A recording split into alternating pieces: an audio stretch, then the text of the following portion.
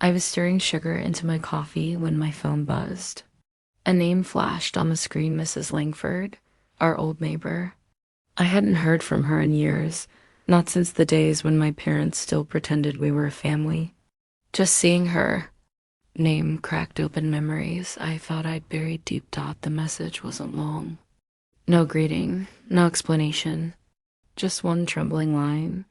"I'm so sorry about your parents. I can't believe what I saw today." My stomach nodded. I pressed play.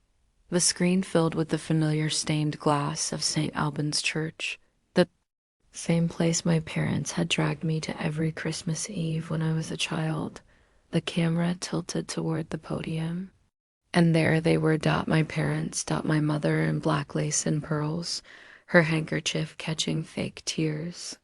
My father stiff, his hands trembling around a piece of paper, and behind them, a casket. Next to it stood a giant framed photograph of me. I froze. My father's voice spilled through the speaker, steady and rehearsed. She was always a troubled girl, but we loved her. We did everything we could. My mother bowed her head. The picture of grief. My obituary was being read. I was standing in my kitchen, alive, shaking, struggling to breathe. I replayed it again and again. Their expressions never cracked. Their voices carried no grief, no loss, only performance. Why? I gripped the counter, my hands trembling. Why are they doing this? We hadn't spoken in years, not since they erased me from their lives, discarded me like a stain on their perfect family portrait. But to go this far, to bury me alive? The deeper I listened, the colder I became. My mother spoke of a tragic accident. My father described her final years in isolation, lies, every word of it. I was working, breathing, surviving. They knew that.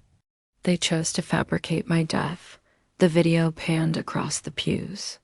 Relatives, family, friends, even my childhood piano teacher, all dressed in black, all believing I was gone. Not one of them had reached out. They hadn't just disowned me. They had buried me. And in that moment, a truth settled heavy in my chest. This wasn't a mistake. It was deliberate. It hadn't always been this way. Once, I believed family meant loyalty, protection. That illusion shattered 3 years ago, the day my sister Elena stole everything. $80,000, siphoned from the family business. Elena, the golden child, addicted to her reckless lifestyle. When the numbers bled red, someone had to take the fall, and I was convenient. I still hear my mother's whisper, sharp as a knife: "Better one ruined daughter than two." My father wouldn't even meet my eyes. "You humiliated us.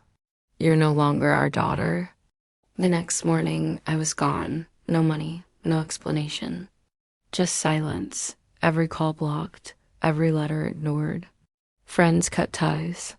Overnight, I became a ghost. I rebuilt quietly in another country, took a job, changed my number, learned how to vanish. But deep down, a small part of me still hoped for a call, a knock on the door, anything to say it had all been a mistake. That call never came. Instead, something worse did. Last year, I tried reviving my old email account. The request failed. Customer support told me why. The account had been flagged deceased. Official, permanent. My name scrubbed from the system. They hadn't just rejected me. They erased me. Now I sat staring at a funeral video of myself.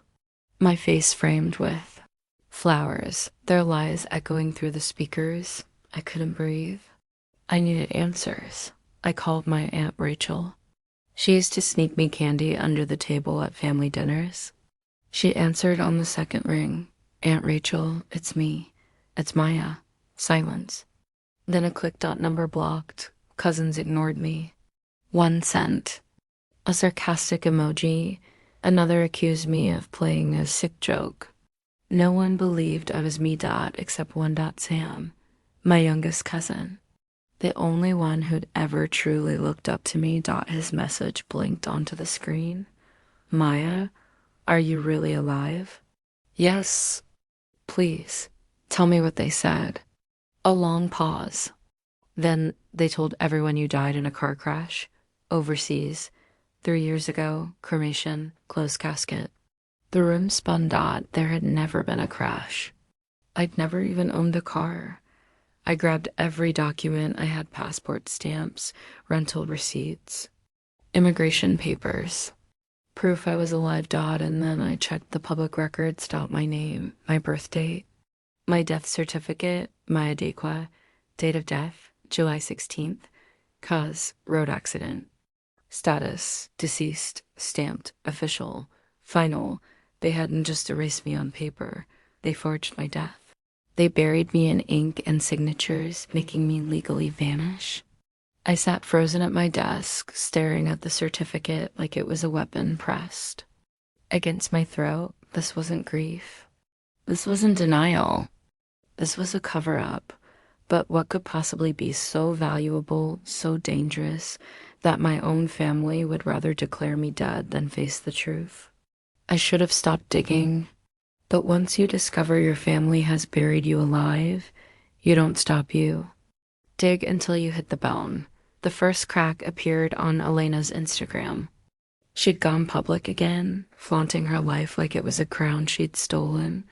White roses, champagne fountains, a diamond ring that could blind the sun. Her wedding. Everyone was there. Aunt Rachel smiling like she hadn't hung up on me. My cousins clinking glasses. Even great Uncle Theo, who never attended anything. Everyone except me. Not a single mention. Not a whisper of I wish Maya were here.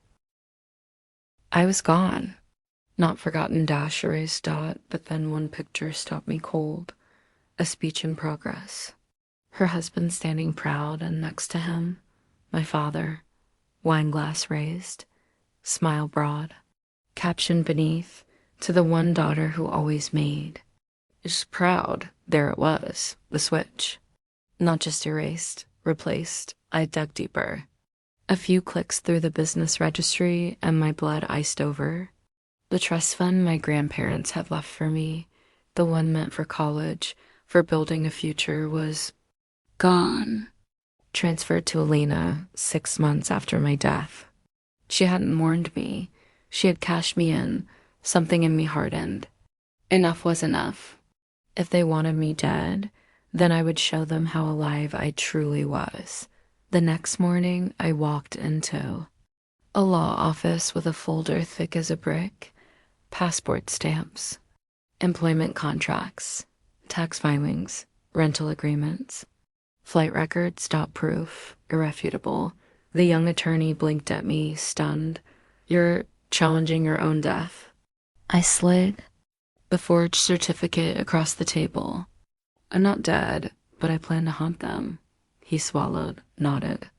Then we'll start with a fraud complaint, a motion to revoke the declaration of death. I don't have time. I cut him off. My voice was steel.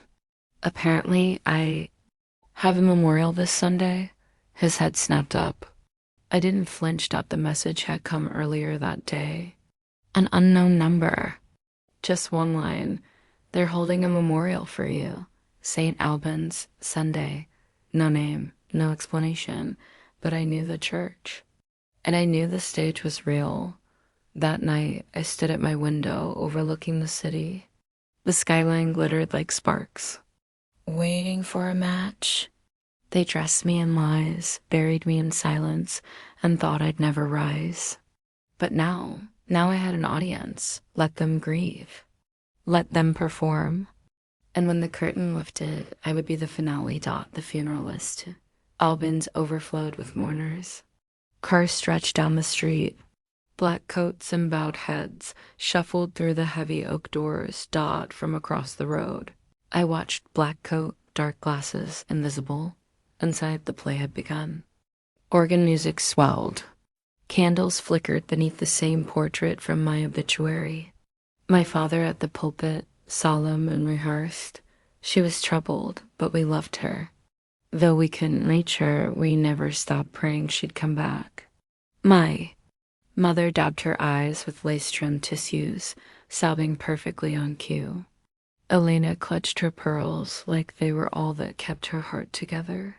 My sister Maya was complicated. She choked out. But she was mine. I wish I could have said goodbye. A lie wrapped in a tear, tied with a bow. The priest raised his hand. May she rest in peace. Not yet. Let us stand for a moment of silence. The room rose, heads bowed. Breath held. That was my cue. The oak doors groaned open, splitting like a tomb. Cold daylight poured in, spilling down the aisle with the spotlight. My heels struck marble. Click, click, click. Gasps rippled through the church. A child's whisper cut the silence. Mom, isn't that her? I removed my glasses. Eyes met mine wide. Terrified, my mother crumpled. A perfect faint. My father's. Glass slipped from his hand, shattering against the pews. Elena froze, pearls twisting between her fists, champagne spilling across her shoes. Every face turned. Unsure if they were witnessing a ghost or a reckoning. Maybe both. I didn't speak. I didn't need to. My presence was the thunder after the lightning dot by the time I reached the altar. The church was breathless. I stood beneath my own portrait, cleared my throat, and finally broke the silence. I heard I died, but I'm here to correct the story. Phones lifted. Red lights blinked. Good, let the world see. There was no accident, no crash overseas, no closed casket because I never died. I pulled the folder from my coat, stamped and sealed. These are my records. My life. Proof I've been alive. All along, the only thing I lost was them. I turned eyes on my parents. You filed false papers, declared me dead. And when I was legally erased, I locked eyes with Elena. You stole everything. She stammered, but I cut her off. Don't enjoy the house too much, or the money, because it's mine. A murmur rose, heavy as thunder. Someone whispered, she's got proof. Another voice gasped, oh my God. And then someone, hit record. Perfect. This isn't a funeral, I said, voice steady as stone. This is a cover-up. You didn't lose a daughter. You threw her away, and now you get to watch her walk back in. Their lies were ashes. And I had just lit the match. Aftermath, the montage rolled in my mind even before it happened. Handing the evidence to my lawyer, the death certificate torn clean in half. My legal resurrection inked and stamped. Fraud investigations. False reporting. Embezzlement. Every secret dragged into the light dot. My voice rang steady in the silence. Sometimes you have to die in their world to be reborn in your own. And this time, I'm not coming back for forgiveness.